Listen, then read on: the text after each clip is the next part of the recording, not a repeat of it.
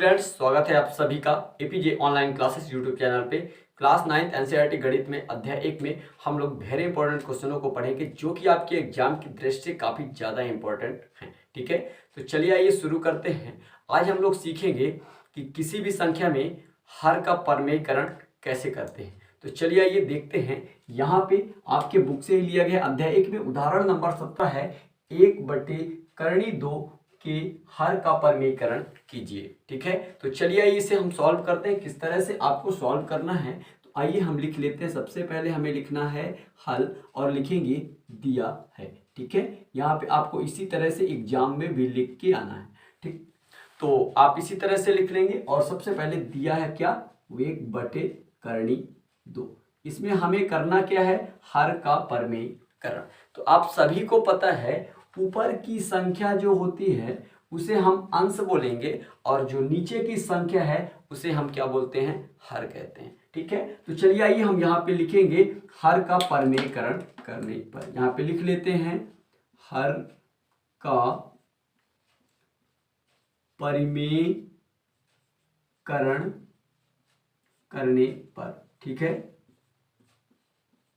तो चलिए आइए यहाँ पे अब हम करेंगे हर का परमेयीकरण। तो कैसे करना है ध्यान से देखिएगा। और यहाँ पे सबसे पहले उसी संख्या को लिख लेना है, 1/2। ठीक है, इसी तरह से लिख लेना, यहाँ पे लगाना है गुणे। और ये जो हर की संख्या है, हर में क्या है, करणी 2, और करणी 2 का यहाँ पे कर देना है आपको ऊपर और नीचे गुणा। अंश और हर में करणी 2 का कर देना है गुणा। ठीक है, तो हमने कर दिया हर का परमेयीकरण। ठीक है, अब यहाँ पे देखिए सामने सामने आपको गुणा करना है, 1 गुणे करणी 2। ठीक है, इस तरह से, और नीचे की संख्या का नीचे की संख्या से गुणा करना है, यानी करणी 2 का गुणा करणी 2 से करना है। आपको इतना समझ में आया। तो चलिए आइए देखते हैं। और यहाँ पे 1 का करणी 2 से गुणा होगा तो ये आ जाएगा करणी 2। और यहाँ पे एक बात ध्यान रखिएगा, जैसे अगर मैं कहूँ करणी 3 का गुणा करणी 3 से करेंगे तो क्या आएगा, 3 आएगा। ठीक है, जब समान संख्या में करणी का गुणा होगा तो वही संख्या आ जाएगा। ठीक है, जैसे मैं अगर कहूँ करणी 5 का गुणा करणी 5 से करेंगे तो क्या आएगा, 5। यदि मैं कहूँ करणी 13 का गुणा करणी 13 से होगा तो क्या आएगा बताइए, तो यहाँ पे क्या होगा, 13 होगा। इतनी बातें आपको समझ में आ गई। उसी तरह यहाँ पे क्या लिखा गया है, करणी 2 गुणे करणी 2 तो क्या आएगा, 2। और इस तरह से आपका ये फाइनल आंसर आ जाता है। ठीक है, इतना समझ में आया आपको। तो आगे चलते हैं। ये क्वेश्चन आपसे बन जाना चाहिए, इस तरह से इसका आंसर है। ठीक है, तो 1/करणी 2 में हर का परमेयीकरण करने पे आपका आंसर आएगा करणी 2/2। ठीक है, तो चलिए आइए इसके बाद हम नेक्स्ट क्वेश्चन देखेंगे। तो आगे बढ़ते हैं और इसे आप नोट कर लीजिए। ठीक है, आपको इसी तरह से लगा के आना एग्जाम में, इतना आपको ये नोट कर लेना है। ठीक है, तो चलिए आइए आगे बढ़ते हैं, देखेंगे नेक्स्ट क्वेश्चन क्या है। उदाहरण नंबर हम 18 देखेंगे। ठीक है, 18 नंबर एग्जाम्पल है, 1/2 प्लस करणी 3 के हर का परमेयीकरण कीजिए। ठीक है, आइए इसे सॉल्व करते हैं। तो यहाँ पे देखिए सबसे पहले हमें हल लिखना है और जो दिया है उसी को लिख लेते हैं। क्या लिखेंगे, दिया है, और लिख लेंगे 1/2 प्लस करणी 3। यहाँ पे करना क्या है, इसके बाद हमें करना है हर का परमेयीकरण। ठीक है, तो यहाँ पे हर सबको पता है, ये नीचे की संख्या जो होती है इसे हम हर कहते हैं। ठीक है, तो यहाँ पे लिखेंगे हर का परमेयीकरण करने पर। तो चलिए आइए कर लेते हैं हर का परमेयीकरण। किस तरह से करना है, इस तरह के क्वेश्चनों में आपको ध्यान देना है। और सबसे पहले तो उसी संख्या को हम लिखेंगे 1/2 प्लस करणी 3।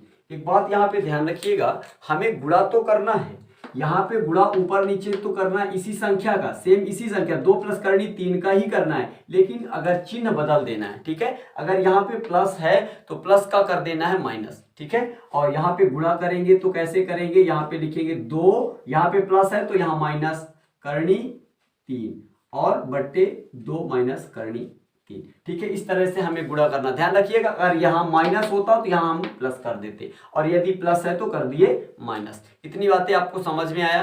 तो आगे बढ़ते हैं। देखिएगा यहाँ पे क्या करेंगे, इसका सामने सामने गुणा होगा। 1 का गुणा हम करेंगे किससे, 2 माइनस करनी 3 से, और बटे, और 2 प्लस करनी 3 का गुणा होगा 2 माइनस करनी 3 से। यहाँ पे देखिए 2 प्लस करनी 3 का गुणा होगा 2 माइनस करनी 3 से। समझ में आ गया? तो चलिए आइए आगे देखते हैं। और यहाँ पे 1 का गुणा होगा तो वही संख्या आएगी 2 माइनस करनी 3। ठीक है, चलिए यहाँ पे 2 और 2, यहाँ पे सूत्र लगेगा, एक फार्मूला याद रखिएगा। यहाँ पे मैं लिख देता हूं, जो कि क्या है, a प्लस बी और a माइनस बी बराबर होता है a square minus B square. ये आपका फार्मूला है, इसे आप नोट कर लीजिएगा। ठीक, तो यहाँ पे हम क्या करेंगे, ये देखिए लिखा a plus B a minus B के रूप में, यानी 2 प्लस करनी 3, 2 माइनस करनी 3। तो इसे हम लिखेंगे यहाँ पे 2 और 2, तो क्या लिख देंगे, 2 का स्क्वायर, और प्लस माइनस माइनस, और करनी 3 तो करनी 3 का स्क्वायर। इतनी बातें आपको समझ में आ गया होगा। तो आगे चलते हैं।